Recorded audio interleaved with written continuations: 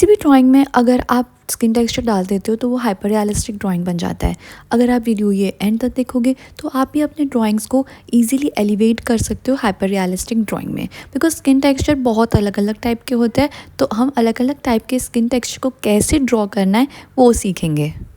Hello people, नमस्ते। मैं हूं अविशा और यहाँ पेंसिल क्योस पे मैं बनाती हूँ pencil drawings, paintings, wall paintings और बहुत कुछ। और अगर आप पेंसिल ड्राइंग सीखना चाहते हो तो पेंसिल क्योस को लाइक करिए, शेयर करिए, सब्सक्राइब करिए और ढेर सारे कमेंट्स करिए। स्किन के टेक्सचर्स अलग अलग होते हैं, जैसे कि यहाँ पे पोर्स है, मतलब स्किन के अंदर होल। उसके बाद ये स्किन के ऊपर बम्स है, मतलब अंदर नहीं बाहर। फिर ये आते हैं कुछ लाइंस, कुछ रिंकल्स। तो इस तरह से स्किन में अलग अलग टेक्सचर्स होते हैं। सबसे पहले देखते हैं कि ये स्किन के पोर्स कैसे बनाना है। उसके लिए सबसे पहले मैंने एक बुक के ऊपर एक बेस शेड क्रिएट कर लिया, 2B से एक बेस शेड, उसके ऊपर 4B और 6B से ये शेड्स ले लिए डार्क। फिर ब्रश के साथ इस सब चीज़ों को स्मूथ कर लिया ताकि मुझे एक स्मूथ बेस मिल जाए और बेस का टेक्सचर बुक के ऊपर ना रहे। उसके बाद मैं ये ले रही हूँ 4B और इससे ये अनइवन से डॉट्स बना रही हूँ। ये डॉट्स भी नहीं है और ये सर्कल भी नहीं है, ये अनइवन से स्पॉट्स बना रही हूँ। ध्यान रख रहे हैं कि इनके जो एजेस होंगे ना उनको सॉफ्ट रख रहे हो। उसके बाद या तो आप स्टम्प से उसको स्मूदन आउट कर लो या तो 2B पेंसिल ले लो और उसके पास में थोड़ा सा और शेड डाल के इनको थोड़ा सा और ब्लर कर दो। मैं पेंसिल से करना प्रेफर करती हूँ। तो 4B के बाद 2B से उसके पास पास में मैंने शेड्स डाल के उनको और ज़्यादा स्मूदन आउट कर लिया है। ब्रश लेके सारी चीज़ों को वापस से स्मूथ कर लिया है। अब इसके बाद वापस से पेंसिल से थोड़े से आसपास में थोड़े डार्क शेड्स और ऐड कर लिए। अब मैं ले रही हूँ अपना नीडेबल इरेज़र और जो ऊपर का सरफेस है, बिकॉज़ हम पोर्स बना रहे हैं, पोर्स स्किन के अंदर है, तो ऊपर के एरिया में, मतलब बाकी के एरिया में मैं हल्का सा वाइट वाइट सा टेक्सचर दे दूँगी। एंड देन कुछ कुछ इधर पोर्स है लेफ़्ट साइड में जिनके अंदर हल्की सी लाइट है, तो साइड में हल्का सा उसको नीडेबल इरेज़र से लाइट दे रही हूँ एंड देन पेंसिल से डार्क कर दिया है। तो इस तरह से बन जाएंगे स्किन के पोर्स।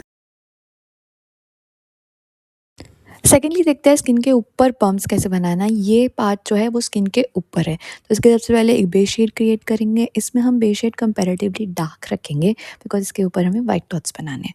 तो यहाँ पे मैंने 2B लिया है, स्मूदन आउट कर लिया है, 4B लिया है, स्मूदन आउट कर लिया है। बीच बीच में स्मूथ करते जाऊँगी ताकि मुझे अपना जो टेक्स्चर है वो स्मूथ मिले। और हम यहाँ पे क्यूब ब्रश यूज़ कर रहे हैं ताकि हमें बेस का टेक्स्चर ना मिले, बिकॉज हमें और टेक्स्चर ऐड करना है। टेक्स्चर ऐड करना हो तो बेस हमें स्मूथ चाहिए। बेस हो जाने के बाद इस तरह से नीडेबल इरेज़र से मैं सारे वाइट डॉट्स क्रिएट कर लूँगी।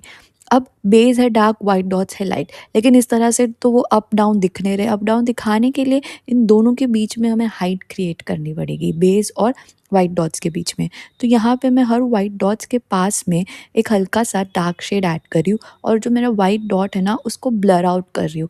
उसकी जो एजेस है ना उनको हमें एकदम डार्क ब्राइट नहीं रखना है, उनको हम हल्का सा ब्लर आउट करेंगे। तो सबसे पहले मैं ये 2B ले रही हूँ और इस तरह से ब्लर ब्लर सा शेड ऐड कर रही हूँ। 2B करने के बाद उसको और डार्क करने के लिए मैं उसके ऊपर हल्का सा 4B भी ऐड करूँगी। आप देखो आपके बेस शेड के हिसाब से आपको कितना डार्क चाहिए। तो जैसे-जैसे आप डार्क शेड ऐड करते जाओगे आप देखोगे कैसे वो अपने आप ऊपर दिखते हुए लग रहे हैं। एक बार इन सबको डार्क शेड देने के बाद हल्का सा मैं बेस में भी थोड़ा-सा और डार्क टेक्सचर ऐड कर लूँगी ताकि सब कुछ मिक्स्ड अप लगे, अलग-अलग ना लगे। ध्यान रखना है कि जो डॉट्स है ना उनके एजेस को हमको ब्लर आउट करना है। और ये हो जाने के बाद मैं इसको हल्का सा इसके ऊपर ब्रश घुमा दूँगी एंड देन जो मेरी वाइट डॉट्स है उनके ऊपर वापस से वाइट डॉट्स करके उनको और ज़्यादा ब्राइट बना दूँगी। तो इस तरह से आप स्किन के ऊपर वाला टेक्सचर भी दे सकते हो। यहाँ पे ये एक मेरा ड्राइंग इन प्रोग्रेस चल रहा है, ये दादी अम्मा का पोर्ट्रेट। इसमें बहुत सारा स्किन टेक्सचर है जैसे कि आप देख रहे हैं। तो इसमें मैं ये एक छोटा-सा पार्ट आपको करके दिखाती हूँ कि इसके ऊपर स्किन टेक्सचर कैसे कर रहे हैं। तो इसमें जो ये राइट आई है, राइट आई के ऊपर वाला ये पार्ट मैं आपको करके दिखा रही हूँ। इसमें मैंने एक बेस शेड दे दिया है और बेस शेड को अच्छे से स्मूदन आउट कर लिया है। अब इसके बाद इसके ऊपर मैं टेक्सचर ऐड कर रही हूँ। तो देखते हैं कि ये टेक्सचर कैसे ऐड हो रहा है।